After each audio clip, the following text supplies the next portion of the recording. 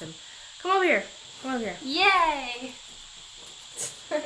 Okay, so if you can't tell from the sounds, I'm not alone. Hi! Hey! Hi! So this is a kind of impromptu live chat, but I don't mind doing this live chat like this because, to be truthful, I'm a couple episodes behind on Boys Over Flowers, so I'll probably do the live chat about that tomorrow instead of today. I apologize. But we just got through watching Love, Simon. You act like you've been on camera before. I have. Well then, okay, it's saying our connection's really bad, so sorry guys. We just got through watching. People joined. Again, can you act like you've been on camera before? You're so weird. You're so weird. Anyway, we just got through watching Love, Simon, and for those of you who have followed my other channel, my main channel, you've probably seen her before because we went to the Shiny fan meet in Dallas when they first came over. And for those of you who don't know, which is probably all of you, this is my daughter. So, I'm 13. you shouldn't be giving out your personal information on the internet, buddy. Sorry. Well, only 2 people know. Other people are going to watch this. It's going to be saved on my channel. People are going to go back and watch it. Well, they don't know where I live.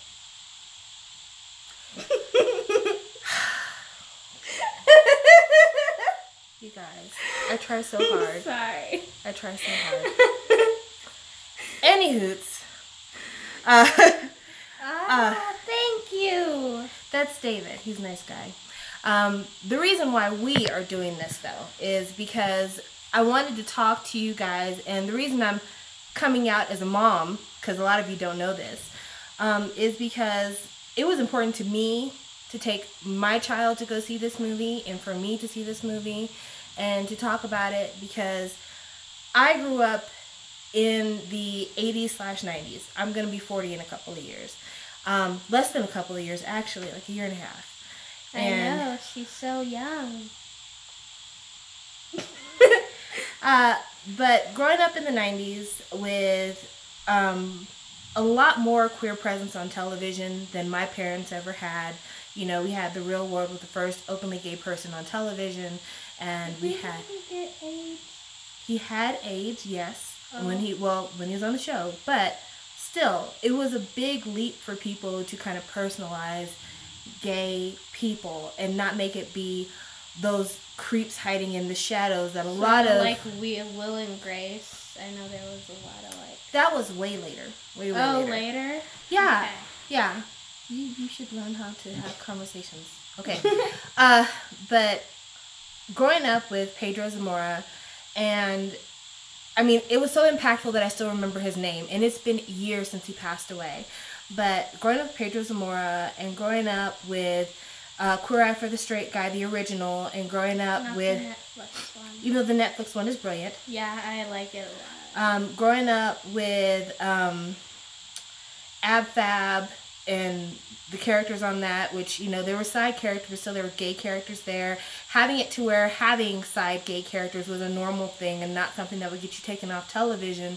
I definitely grew up with a different idea of homosexuality than my parents grew up with, but it was still a fringe element. It was not mainstream. It was not something that a lot of people admitted to. It wasn't like, oh yeah, you know, I have a gay friend at school. I have, you know, a gay aunt and uncle. I know trans people. I do. Thank you. Growing up, I'm just saying, let me finish thoughts, please. Okay. This is why I film alone. But growing up with that presence wasn't a big thing. It was a huge deal to come out to people. And even harder than coming out as maybe gay or lesbian was coming out as trans. Like, that was a huge deal. It's still considered like a novelty. People want to ask you, oh, hello, this is not my friend, this is my daughter. But people want to know about, do you still have your penis? Do you still have your vagina? Like, crazy stuff. And I mean, that was a thing that people legit asked when I was a younger person. Even when I was like in college, if somebody came out as trans, people wanted to know what was between your legs, what was attached to your chest. all the most invasive problems in the world. What genitals do you put in your mouth or in your body? Like, it was a lot. What? That's so personal, though. It is super personal.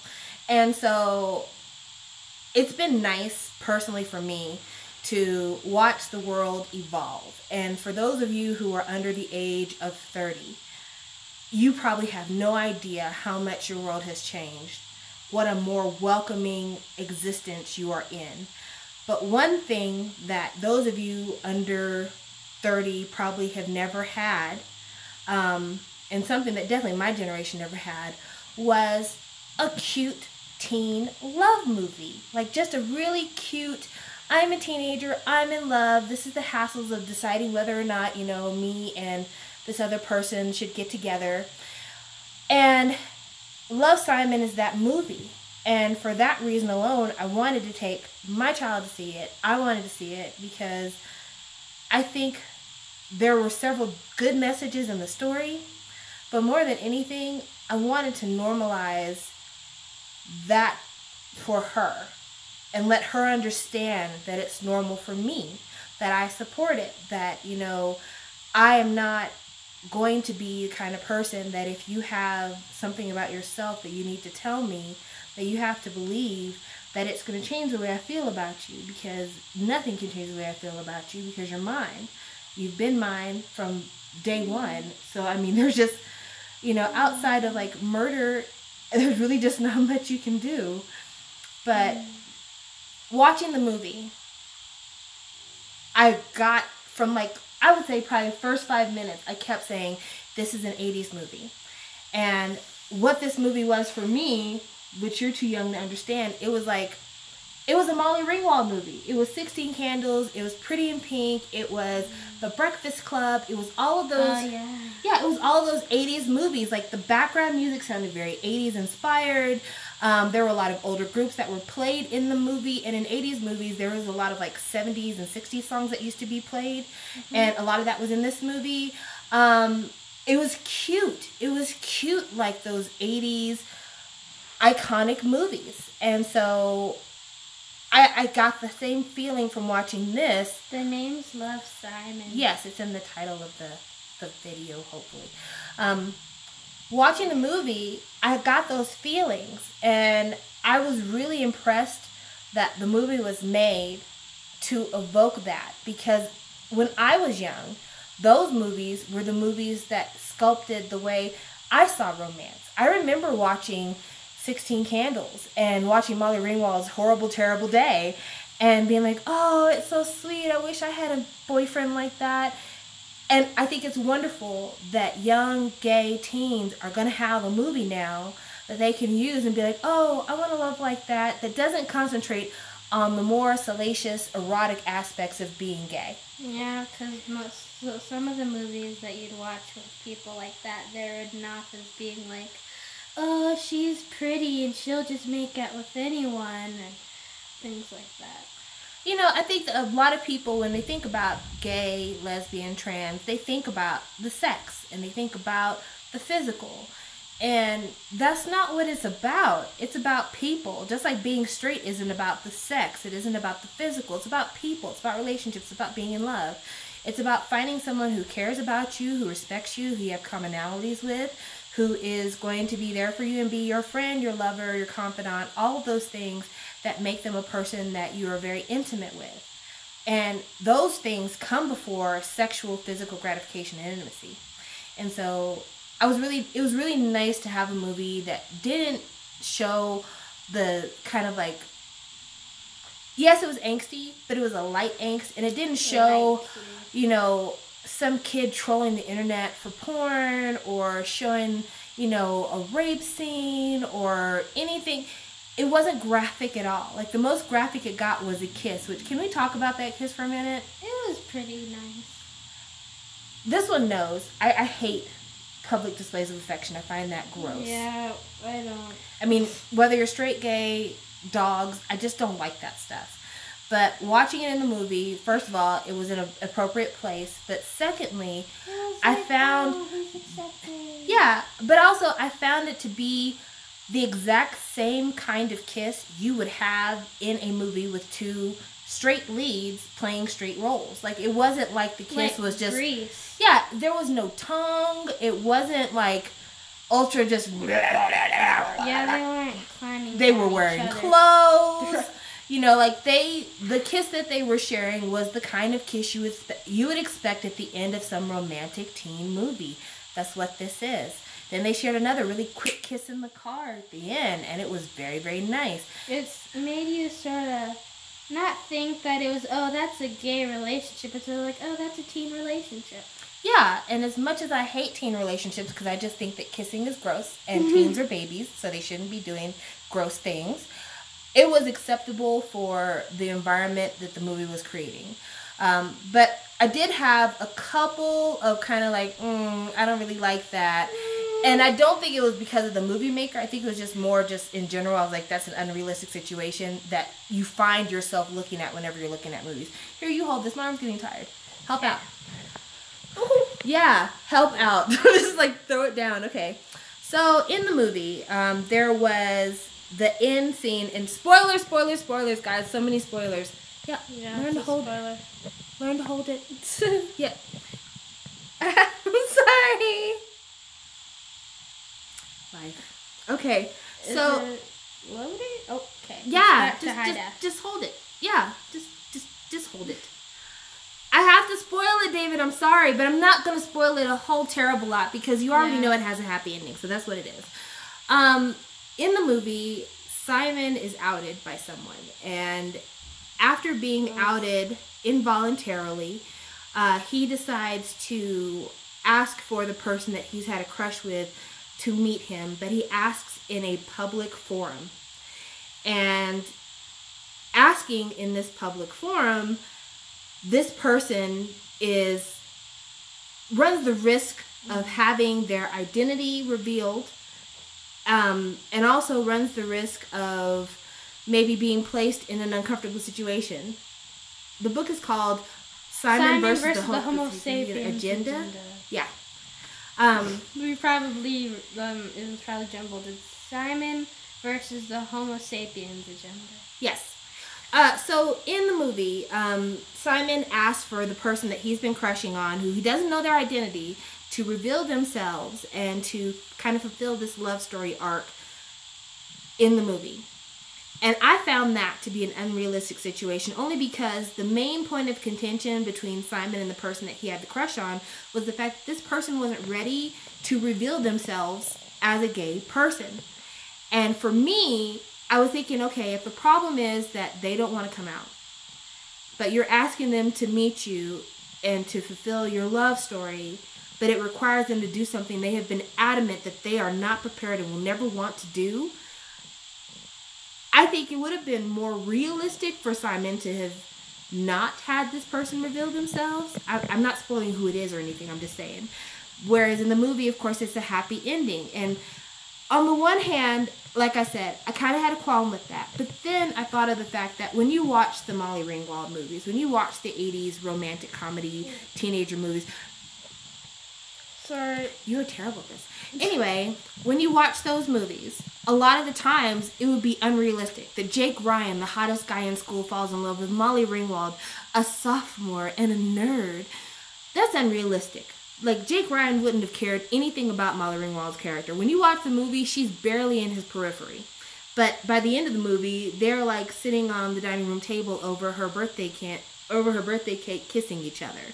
So I had to let that little bit go because, again, this is about giving LGBT teens a love story. And that means a fairy tale. So I was able to deal with that. And then the other part of the story that for me I had a problem with, but it doesn't have anything to do with the movie as much as it has to do with the way the book was structured. Simon, in his quest to kind of identify the person that is the one he has the crush on, kind of places his romantic feelings on almost any boy who displays any kind of positive attribution. Like, he did it at this one boy in class that was staring at him, this boy in class that was checking his phone, this guy that was working at a place, a restaurant. The Waffle House one was the one that got me. That was the one where I was like, this shit is crazy. Because the guy at the Waffle House, the only thing he did was, like, hey, Simon, we had a class together. Do you remember? Just because somebody remembers you from class doesn't necessarily mean they got a crush on you. So that's part of the book, though. That's not the movie maker's fault. It's not the scriptwriter's fault. They were turning the book into a movie, and that was a trope from the book. But I just remember thinking, this is really crazy that this boy is so desperate to connect with somebody that every single person who has a kind interaction with that is a male, that he doesn't have confirmation is straight, is possibly the one. And only because there is this stereotype. Sorry. This is the reason why you don't get invited to videos. There is this stereotype that gay men want anybody. Anyone will do. They're after anyone. And that was the only thing that I found problematic, because it kind of goes towards that stereotype, and I didn't find that to be very positive. Okay, so there was a part in the movie that also I didn't like. It was when Simon was friends with this one guy well, I'm not gonna spoil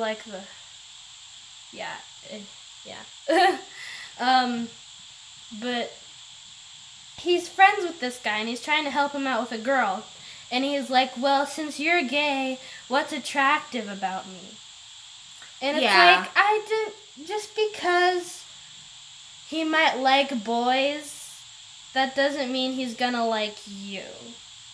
Like, that doesn't mean he's gonna like every boy he puts his eye on. I think that was more showing kind of the stereotypes that straight people have in their minds about gay people, so I could let that slide. I really could. But, I mean, Nadia, I think it was, because the comments, they show up and then they go out. I see where you said you emotionally connected with that. As a fat girl growing up, I get that. I remember, like, growing up fat, and I'm still large now, but I was even bigger early on. And if a guy was nice to me, I'd be like, maybe there's some smoke here. Maybe, this is a potential mate or whatever else. But I let that go as I got older, because I realized, people are allowed to be nice, and it doesn't have to have an ulterior motive. And I think that's a societal thing, is that we think if somebody's nice, it's because they want something from us, which that says sad things about us. But yeah, like, that part, again, it was just kind of like, I felt it made Simon seem desperate, and I didn't want Simon to be desperate. But again, they were cute boys. It wasn't like he was just after every single boy. I mean, as much as Lyle wasn't my favorite of the guys that he did this to, Lyle was decent looking. Was it Bram was good looking. The boy in his drama class who was in 13 Reasons Why. Which half that cast was in this damn movie. Yeah, it was Hannah Baker. Then it was Alex. And it almost seemed like the Bryce guy was in it. Yeah, so, I mean, almost all that cast was in there, but the weird kid who tried to kill himself at the end of 13 Things, he was one of the love interests, which, I get it. They're all good-looking guys, but it's just that whole thing about, like, this one's nice and is making eye contact with me. Maybe he's the one. Well, the guy who plays Justin from 13 Reasons Why, he really is in real life. I mean, But he's not in the movie. I'm just saying, like, I don't think that it had to be every single one. But that was in the book. And so I can't fault the movie for that, because that was in the book. But it just was like, I don't want his standards to be so low that's just like, if you're nice to me, then maybe we can make this a relationship. Because that shouldn't be the standard for anybody. Straight, gay, horse. Just because somebody's nice to you doesn't mean that that's the one. But overall, the movie was really good. It's definitely something worth watching. I enjoyed it quite a bit. We enjoyed it quite a bit. I encourage parents to watch it with their children, because, it's a nonverbal confirmation of your belief system, the things that you expose your children to, the things you say around your children. And the last thing I really want to talk about in this movie is the parents. Because it was really important to have good parents in this movie. Parents that didn't overdo the emotional stuff, who seemed very realistic and seemed like they were trying their best by their children, because I know for me, it's tough. The world is so very different than it was when I was coming up. And social media was not a thing. The bathroom was the social media, when people would write stuff on the bathroom walls. And a lot of children, because they don't feel like their parents give them good nonverbal messages, they have the internet as their only place to rely on help, or rely on friendship, or rely on the relationships and the intimacies that they should be able to have in real life. They take it to the internet. So, like the Creek Secrets page. Yeah, kind of like that. Like, you have kids going to the internet telling secrets about each other, because it starts with not being able to kind of be face to face. And so as a parent, the media that I consume, the movies I watch, the music I listen to, all these things, they let my child know without me having to say, this is what I'm okay with. This is what I like. This is what's acceptable to me. And if all the content I had around my child was, reinforcing straight is the only way, white is the only way, black is the only way, Christian is the only way, if all the things I exposed her to were just me showing, oh, I'm about to run out of batteries, so we'll be cutting out soon. If all the things I exposed her to were just me coming from a very basic, puritanical, traditional way, then she might not believe that I could accept things outside of that. And that's just not the case. I accept it all, because at the end of the day, I accept the world for what it is. And I take a very international view on a lot of things. So it was important to me to make sure that, just like I took her to go see Black Panther, I took her to go see this. I suggested we go see this, because it's important to let her know that, no matter what, I'm here for you, and acceptance is what's respected in this household. And, making sure that humanity comes before everything else. That's what's important to me. And so I'm glad we shared this movie together, and I'm glad we got a chance to talk to you, and now you guys know way more about me than you ever knew before. So be kind. If I catch anybody saying anything bad about this child, don't believe that you're going to get away with it. It's just not the case. So I will talk to you all later. Thank you for watching, and leave comments down below. I respond to everything. All right. Say bye-bye. Bye. Bye.